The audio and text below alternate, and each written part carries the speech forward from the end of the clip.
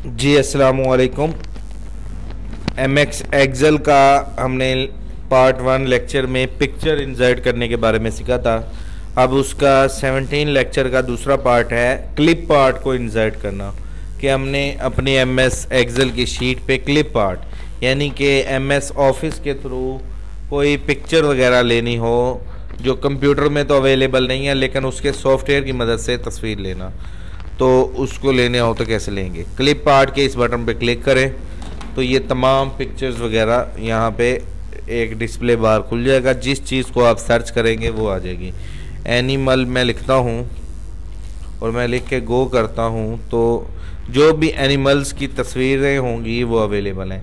Tiger है, खरगोश है, बफेलो है, डॉग है, कैट है, मुख्तलिफ़ चीज़ें हैं।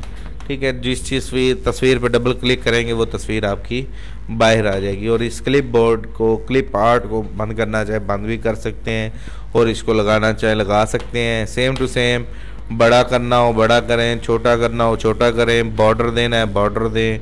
ये आप पे डिपेंड करता है आपने किस अंदाज की तस्वीर लगानी है।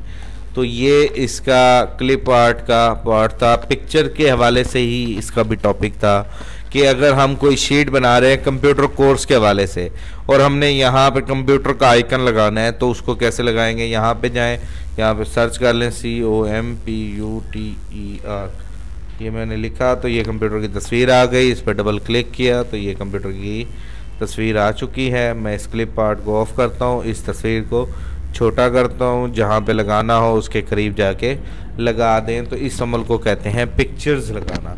उम्मीद करता हूँ पिक्चर कंप्यूटर की मदद से अपनी पर्सनल तस्वीरें या नेट से डाउनलोड करके लगानी भी समझ आ गई होंगी।